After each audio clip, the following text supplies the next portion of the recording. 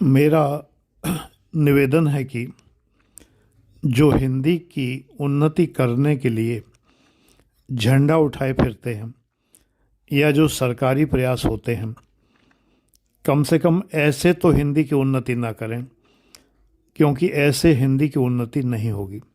मैं डॉक्टर आनंद प्रदीक्षित अपने विचार रख रहा हूँ हिंदी की उन्नति और उसके प्रयासों पर।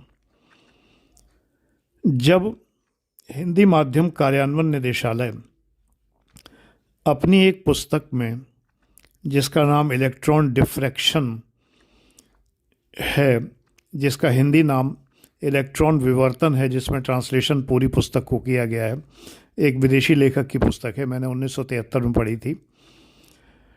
इस पुस्तक में मैं एक एग्जाम्पल आपको देता हूँ कि कार्बन टेट्राक्लोराइड को कृष्ण कण चतुष्तीक्ष्णाक्ष कहा गया है।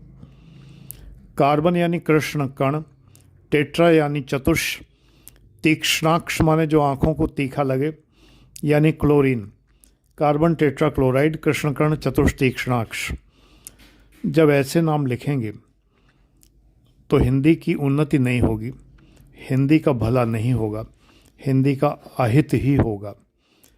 जब डी बसु की पुस्तक संविधान की, जिसके अंतर्गत अध्यादेश प्रख्यापित लिखा जाता है, या संविधान के बेयर एक्ट में हिंदी में अध्यादेश प्रख्यापित लिखा जाता है, अध्यादेश जारी किया क्यों नहीं लिखा जा सकता?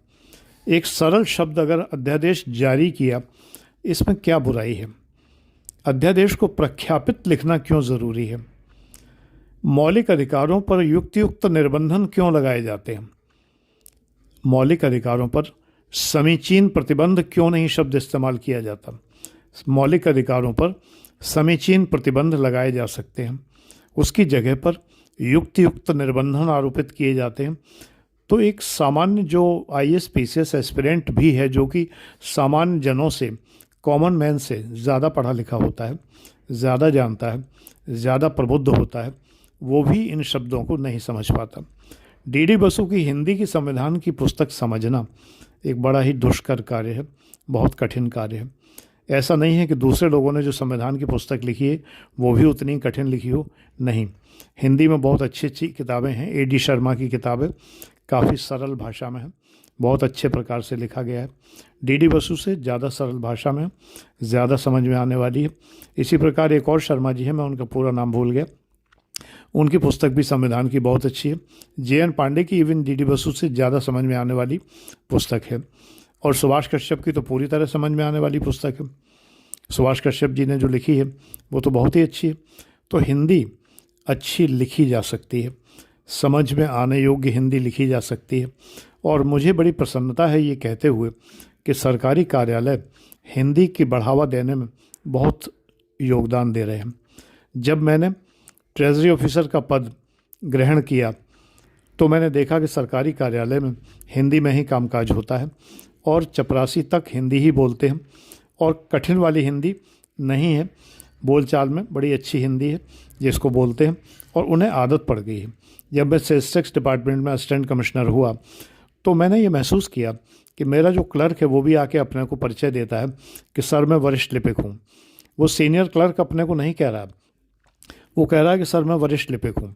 हाँ, वो सर की जगह श्रीमान नहीं कह रहा, सर ही कह रहा है, लेकिन वरिष्ठ लिपिक कह रहा है। कनिष्ठ लिपिक हूँ, सर मैं खातापाल हूँ, यानी लेजर कीपर, सर मैं खातापाल हूँ। तो ये देख के बड़ा अच्छा लगा।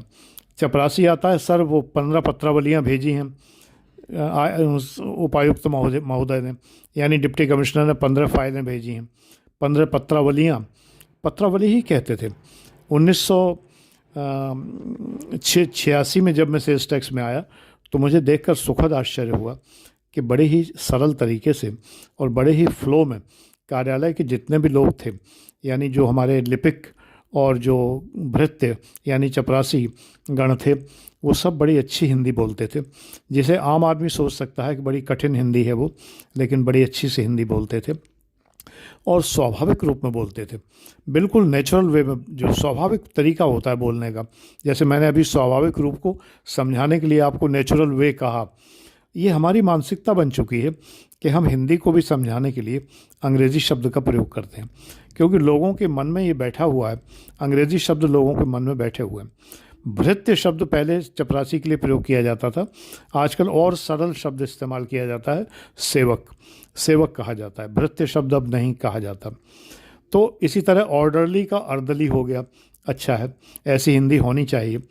और ये हिंदी बिल्कुल नहीं है। ऐसी हिंदी करने से, जो मैं आगे एग्जाम्पल देने जा रहा हूँ, कि ऐसी हिंदी ट्रांसलेशन करने से हिंदी का अहित होता है, हिंदी का मजाक बनता है, हिंदी की दुर्दशा होती है। जैसे कि जब आप जो है हिंदी में दुख दुख मंडल प्लेटफार्म को कहते हैं, लौ पथगामिनी रेलगाड़ी को कहते हैं, धूम्र दंडिका सिगरेट को कहते हैं, ये हिंदी का मजाक बनाना है। ये हिंदी की मानक शब्दावली, मानक शब्दकोश में ये शब्द बिल्कुल भी नहीं है। तो इसलिए ये ध्यान रखें कि हिंदी का मजाक न बनाएं। और दूसरी बात ये, हिंदी मीडियम के नाम पर शर्मिंदा ना हो, गर्दन लटका के ना कहें कि सर मेरा मीडियम हिंदी है। जब मैं किसी बच्चे से पूछता था, ऑफलाइन क्लास जब चलते थे, तो मैं पूछता था तुम्हारा मीडियम क्या है, तो वो कहता था बड़े नीचे को मुंह लटका के, सर हिंदी है। मतलब बड़ा ही गिल्ट फील करके, अपने अंदर एक एक एक निम्न भाव महसूस करते हुए हिंदी मीडियम बताता था। कब हम गर्व से कहेंगे कि मेरा माध्यम हिंदी है? ये भाव आना चाहिए। अगर आप हिंदी माध्यम के हैं तो शर्म नहीं, शर्म ना करिए, गर्व करिए कि आप एक भारत के नागरिक हैं और आपका माध्यम हिंदी है। God bless you.